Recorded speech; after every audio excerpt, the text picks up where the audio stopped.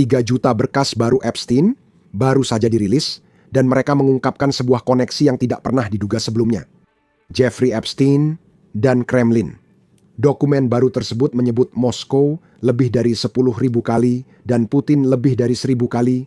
Kami juga memiliki laporan FBI yang mengejutkan dalam dokumen tersebut yang menyarankan bahwa Epstein adalah manajer kekayaan rahasia di balik kekayaan tersembunyi Presiden Rusia Putin. Lubang kelinci ini makin dalam. Mari kita mulai dengan beberapa pengungkapan besar. Pada bulan April 2014, Epstein menerima email yang sangat mengkhawatirkan. Email ini dikirim oleh miliarder dan pengusaha Jepang, Joi Otto. Isinya, respons Presiden Obama atas krisis Ukraina, meski dikritik lambat dan lemah, memicu kembali perburuan 15 tahun atas kekayaan tersembunyi pemimpin Rusia. Email itu juga menyertakan tautan artikel tersebut. Email itu juga diberi tanda sangat penting dan urgensi tinggi, menurut saya. Lalu Epstein dengan cepat membalas, mengatakan, "Saya akan menelepon Anda. Kita tidak tahu apa yang mereka bicarakan, tapi ini memang memberi petunjuk tentang sesuatu yang sudah lama dicurigai banyak orang." Epstein bertanggung jawab mengelola kekayaan tersembunyi Vladimir Putin. Bahkan, kita punya bukti lain yang semakin memperkuat klaim ini. Sebuah laporan FBI dari tahun 2017 memuat klaim mengejutkan yang serupa. Seorang sumber manusia rahasia memberitahu FBI bahwa Jeffrey Epstein adalah manajer kekayaan Vladimir Putin. Dan bukan hanya Putin saja. Epstein diduga memberikan layanan serupa kepada banyak pemimpin dunia, termasuk Presiden Zimbabwe, Robert Mugabe. Siapapun yang berkuasa dan ingin uangnya disembunyikan, dipindahkan, atau dilindungi, Epstein adalah orangnya. Saya perlu memperjelas satu hal. Dokumen FBI ini adalah apa yang disebut sebagai petunjuk mentah.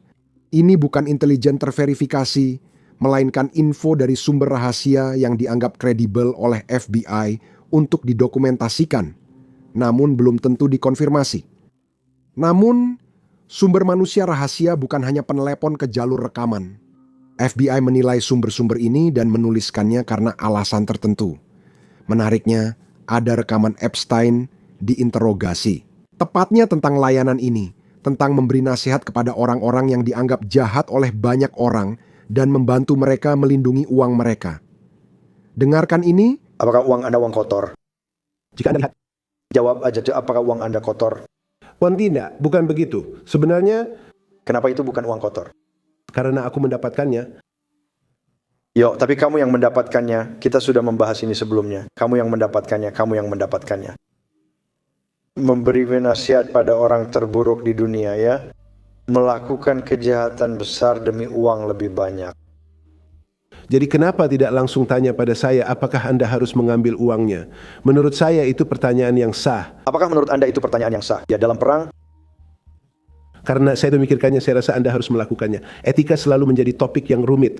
Tapi saya bisa katakan bahwa dengan uang yang saya berikan untuk membantu memberantas polio di Pakistan dan India, alih-alih bertanya kepada saya, apakah uang itu seharusnya diberikan kepada anak-anak ini untuk vaksin? Saya rasa Anda mungkin ingin bertanya kepada para ibu mereka yang menerima vaksin, yang tahu anak mereka sekarang tidak akan terkena polio, dan tanyakan kepada mereka apakah Epstein seharusnya membantu orang-orang ini. Would you kamu ingin tahu metode Anda yang ahli matematika? Kami masuk ke klinik itu di mana mereka membagikan uang kepada orang-orang yang berada dalam kondisi kemiskinan dan penyakit yang paling parah. Dan bilang uang itu dari seseorang, kamu predator seksual kelas 3? Tingkat 1, kamu tingkat berapa? Tingkat 1 itu yang paling tinggi dan paling buruk. Tidak. Aku dan kamu paling rendah. Tingkat 1 paling rendah.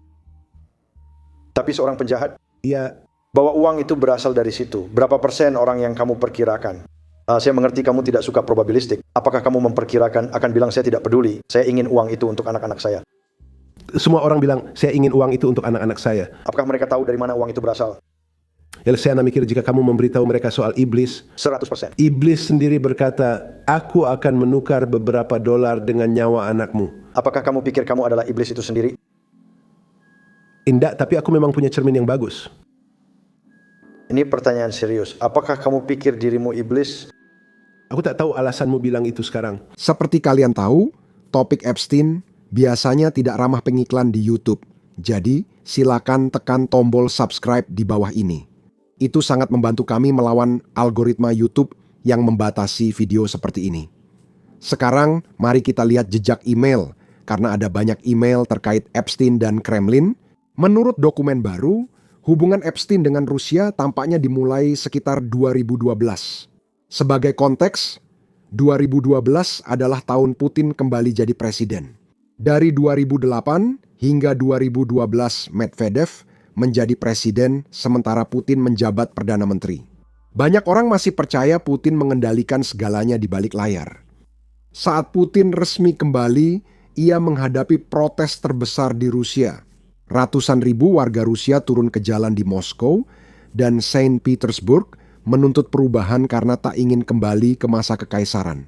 Mereka tidak ingin satu orang memerintah selama, kamu tahu, puluhan tahun. Itulah sebabnya konstitusi Rusia memiliki klausul yang sangat penting. Tidak ada yang boleh menjabat lebih dari 2 periode. Tapi coba tebak, ketika Medvedev secara teknis menjadi presiden, klausul itu diubah sehingga Putin bisa mencalonkan diri lagi. Karena itu, saat Putin mencoba kembali, orang-orang protes. Di titik ini Epstein terlibat.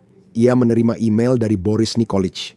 Orang ini mungkin berteman dengan Epstein atau mungkin dia bekerja untuk Epstein. Saat ini, dia pelaksana warisan Epstein dan mengelola semua uang Epstein. Dalam emailnya, dia menulis, "Kita harus segera pergi ke Rusia. Kamu harus bertemu temanku Ilya Ponomarov, anggota Duma. Dia dan pacarnya adalah penggerak utama pemberontakan melawan Putin. Taruhannya besar. Dia mungkin akan menggantikan Putin dan jadi presiden jika tidak terbunuh. Ini berbahaya. Ada ide untuk membantu mereka sekarang?" Rencana mereka tampaknya gagal karena Putin justru memperkuat kekuasaan, memenangkan pemilu dan protes mereda. Ilya harus kabur dari Rusia dan kini tidak tinggal di sana lagi. Tapi email itu menunjukkan bahwa Epstein bukan hanya pengamat pasif, dia diminta untuk membantu membentuk politik Rusia di tingkat tertinggi. Pada 2013 ambisi Epstein terhadap Rusia semakin besar. Dia tak hanya ingin mempengaruhi politik, tapi juga mengubah sistem keuangan Rusia. Epstein mengirim email kepada Thorbjørn Jagland, mantan Perdana Menteri Norwegia dan mantan Sekretaris Jenderal Dewan Eropa. Dalam email ini, Epstein menawarkan visi besar, jadikan Rusia ibu kota keuangan dunia. Saat Sputnik diumumkan, Barat terkejut dan tak siap. Hal serupa bisa terjadi sekarang, Rusia memimpin di keuangan, bukan bersaing dengan Barat. Dalam nanoteknologi, meniru Silicon Valley dan mengejar Microsoft, Apple, Google, Rusia dapat melompati komunitas global dengan menciptakan ulang sistem keuangan abad ke-21. Saya membantu merancang pasar derivatif di Amerika tahun 70-an. Sekarang saya ingin berhenti sejenak. Ini jelas kebohongan. Pemain utama di pasar opsi New York dari era itu mengatakan bahwa mereka sama sekali tidak tahu siapa Epstein pada saat itu. Dia sering melebih-lebihkan kredensialnya sebagai bagian dari caranya. Dia hanya berusaha keras, tapi intinya bukan soal klaimnya benar atau tidak. Dia menempatkan dirinya sebagai pihak yang bisa mengubah keuangan global dan menawarkan hal ini langsung ke orang-orang dekat Putin. Berikut respons Perdana Menteri Norwegia. "Hai, Jeffrey, ini sulit saya jelaskan. Kamu yang harus lakukan. Tugas saya hanya mengatur pertemuan dengan Putin. Ini berarti kita punya mantan kepala negara yang bertindak sebagai perantara Epstein ke Kremlin. Dunia yang benar-benar gila dan ini akan menjadi lebih langsung lagi. Epstein tak hanya membahas Putin, tapi juga menginformasikan pertemuan dengannya lewat berbagai saluran. Beberapa minggu kemudian, Epstein mengirim email ke Ehud Barak, mantan Perdana Menteri dan Menteri Pertahanan Israel. Dia memberitahu Barak untuk memberitahu Putin bahwa dia akan berada di Moskow dan melihat apakah Putin ingin waktu pribadi. Dalam email terpisah, Epstein mengonfirmasi Perdana Menteri Norwegia akan bertemu Putin di Sochi pada 28 Mei. Solen meminta Epstein menjelaskan cara Rusia menyusun kesepakatan demi menarik investasi Barat, kata Epstein. "Saya tidak pernah bertemu dengannya dan ingin Anda tahu. Beberapa hari kemudian, Epstein kembali menulis bahwa Putin mengundangnya bertemu di Saint Petersburg saat forum ekonomi. Saya menolak. Jika dia mau bertemu, dia harus memberi privasi. Kita lihat nanti. Ini mengonfirmasi hal yang belum kita tahu. Putin menghubungi Epstein. Belum jelas apakah mereka bertemu langsung, tapi mereka berkomunikasi langsung. Ini terlihat dari email ini. Epstein juga menulis di email lain bahwa dia tahu Putin merombak staf pada musim panas 2013 dan hanya mengajak orang yang sangat dipercaya ke beberapa pertemuan. Dia memberitahu penerima email bahwa dia tidak ingin berbagi banyak informasi, baik lewat telepon maupun tatap muka. Intinya, Epstein punya info intelijen soal restrukturisasi lingkaran dalam Putin dan itu bukan pengetahuan umum. Sekarang, koneksi Epstein dengan Rusia bukan hanya soal pengelolaan uang. Berkas-berkas itu juga mengungkap bahwa Rusia mendanai banyak partai politik barat dan Epstein tahu tentang hal ini. Di email 12 Juli 2018 Epstein menulis ke jurnalis Michael Wolff soal pertemuan Steve Bannon dengan partai sayap kanan Prancis, termasuk suami Marine Le Pen. Topiknya tentang pendanaan ulang partai Front National Prancis, karena menurut Epstein, sebagian besar dana mereka berasal dari Rusia. Dia juga menanyakan pendapatnya. Mereka terlihat bodoh, benar-benar rutania. Dan Bannon dikelilingi pengawal yang tampak preman dan penasihat blogger aneh, justru berkembang karena dunia populisme sangat tidak profesional dan bahkan konyol. Dari email ini, jelas Epstein bukan penggemar Bannon. Namun email ini menegaskan Rusia mendanai partai politik besar Prancis dan Epstein tahu detailnya. Ini sebenarnya tidak mengejutkan dalam satu sisi, karena kita sudah tahu Rusia mendanai partai-partai di seluruh negara demokrasi barat. 2 bulan lalu, politisi Inggris dipenjara karena menerima suap dari Rusia dan muncul di email Epstein. Sikap santainya membahas uang Kremlin ke politik Prancis, menunjukkan keterlibatannya yang dalam di jaringan itu. Berikut ini detail lebih lanjut tentang kasus di Inggris. Nathan Gill diam saat tiba di Old Bailey untuk menghadapi konsekuensi. Namun selama waktunya di Eropa sebagai anggota parlemen, Nathan Gill sering berbicara, kerap mendukung narasi Rusia tentang Ukraina karena dia dibayar untuk mengatakannya. Pemerintah Ukraina sedang dalam proses melarang 2 saluran televisi terbesar di negara itu. Apakah kamu bersama kami? Uskup Mormon yang menjadi politisi, Gill adalah anggota penting partai United Kingdom Independence Party dan Brexit milik Nigel Farage. Namun, penyelidikan polisi anti-teror menemukan Gill juga menerima suap dari pria ini. Oleg Voloshin adalah politisi pro-Rusia di Ukraina. Atasan Voloshin dikenal sebagai Pangeran Kegelapan, Viktor Medvedchuk, tangan kanan Presiden Putin di Ukraina. Dinas-dinas telah membuka kembali penyelidikan ini. Mereka menugaskan Gill untuk tampil di televisi pro-Rusia dan berpidato di Parlemen Eropa. Saat polisi menghentikan Gill sebelum naik pesawat ke Rusia dan menyita ponselnya, mereka menemukan pesan WhatsApp berisi pembahasan hadiah, kartu pos, dan kode untuk uang tunai.